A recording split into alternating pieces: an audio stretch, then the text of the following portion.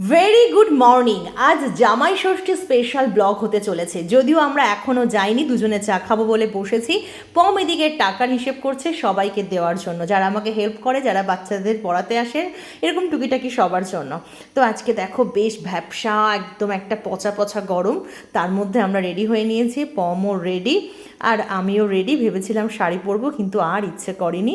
আমাদের গোপসোনাকেও সাথে নিয়ে নিয়েছি, ও প্রথমবারের জন্য মামা বাড়ি যাচ্ছে। আর হ্যাঁ, আমরা কিন্তু অলরেডি কালকে চলে গেছিলাম শনিবার দিন, তো সোনু সেখানে থেকেই গেছে আর আমি আর দুষ্টু চলে এসেছি। তো আজকে সকালবেলায় আবার আমরা সেজে গুজে যাচ্ছি। তো বেশিক্ষণ লাগবে না বাইকে ওঠা আর চলে যাওয়া।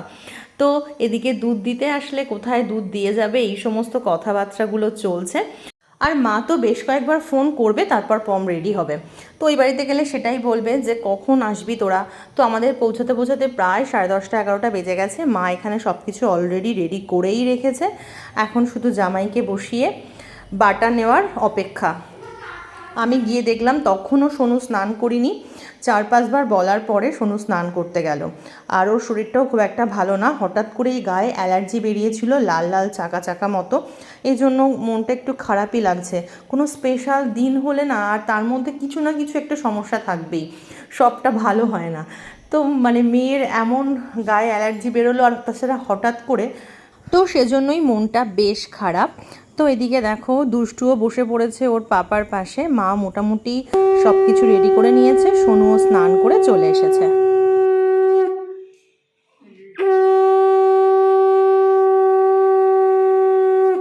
মায়ের হাঁটুতে প্রচুর ব্যথা, নিচু হয়ে বসাটাই এখন মুশকিলের। তার মধ্যে নিচে বসেই তো এই সমস্ত কাজকর্ম চলছে। অনেককেই দেখেছি সকালের জলখাবারে লুচি রাখে, তবে আমাদের শুধু দই চিড়েরই নিয়ম আছে। আর লুচিটা পম একদমই পছন্দ করে না, পুরোপুরি অ্যাভয়েড করে। তো সেজন্য আর মা লুচি করিও নি। রাতের বেলা করবে বলেছিল, কিন্তু এত গরম আমি মাকে বারণই করে দিয়েছি যে একদম অল্প অল্প রান্না করবে, বেশি কিছু করবেই না। তো এখন আশীর্বাদ পর্ব সারছে, আর দেওয়া নেওয়াটা আমি অফ ক্যামেরাতেই রেখেছি। তো ব্যাস, বাটা নেওয়া কমপ্লিট। তারপর প্রণাম পর্ব সেরে এদিকে জামাই এখন খাওয়া দাওয়া করছে, নিজে অর্ধেকটা খাচ্ছে, বাকিটা রেখেছে আমার জন্য। সকাল সকাল আমি স্নান পর্ব সেরেই এনেছি গোপুসোনাকে, আর এখানে এসে দিয়েছি চিড়ে, আম, এইসব। তো চলো একটুখানি কাছ থেকে দেখাই। গোপুসোনা একটা বেশ নতুন ড্রেস পরে এসেছে মামার বাড়িতে, খুব সুন্দর। তো সোনুকেই বললাম যে একটু ভিডিও নিয়ে নিতে। আর এরপরে দেখো শুধুই খাওয়া দাওয়া, মিষ্টি খাওয়া দাওয়া চলছে। আর মা বলল যে আজকে কি রান্না হবে দেখ, সব কিছু রেডি করে রেখেছে, শুধু এখন কড়াইতে দেওয়ার অপেক্ষা। তো মোটামুটি মা রান্না শুরু করে দিয়েছে। আর বারবারই বলবো, কয়েকদিন আগে যে গরমটা ছিল সেটা একরকম, আর এখন মানে এই বৃষ্টির পরে পুরো একটা ভ্যাপসা পচা গরম। আমি তো কয়েকদিন আগে বেশ আনন্দ পাচ্ছিলাম যে জামাই ষষ্ঠীটা এবার দারুণ কাটবে, কি সুন্দর ওয়েদার। কিন্তু কি বলবো, ভেবেছিলাম যে বেশ শাড়ি টাড়ি পরে সেজেগুজে আসবো, কিন্তু শেষমেশ পুরো আলমারি ঘেটে দেখলাম যে সব থেকে নরম বাটিকের কুর্তি বা চুড়িদার কি আছে সেটা পরে আসলাম। আর মাকেও বলেছি কিচ্ছু রান্না করবে না। আর পম তো বলেছিল চিকেন করতে, কিন্তু মা আর চিকেন করিনি, মা মটনই করেছে। ইউরিক অ্যাসিডের জন্য পম একদমই বেশি এখন আর মটন খেতে চায় না। তবু জামাই ষষ্ঠী বলে কথা, মা কি আর চিকেন করতে পারে। তবে পম একদম মাছ ভালোবাসে না, কোনো মাছ রান্না করতে বারণ করেছে। তো আমি বলেছি হ্যাঁ মাছটা আর করো না, নর্মাল এমনি শুধু ভাত আর মাটনই করো। তো সেটাই মা করছে। তবে পম ভালোবাসে ভীষণ বিভিন্ন রকমের বড়া খেতে, আর বড়াটা মা ভীষণ ভালো করে। তো এই যে দেখো বড়ার প্রিপারেশান রেডি। তো মা এখন তেলও বসিয়ে দিয়েছে, আর মাটনটা কষানো হয়ে গেছে, এবার প্রেশার কুকারের মধ্যে দিয়ে দিয়েছে।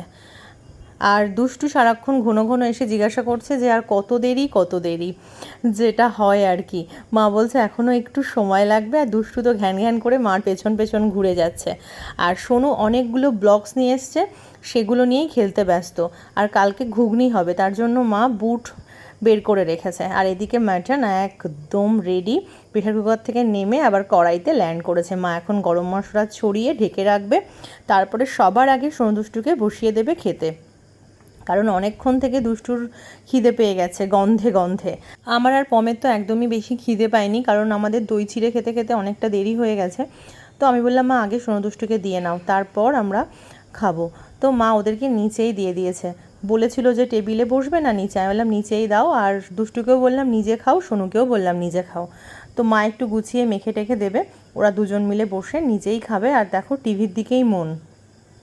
তোমাদের জামাই ষষ্ঠী কেমন কাটলো অবশ্যই কমেন্টে কিন্তু আমাকে জানিও।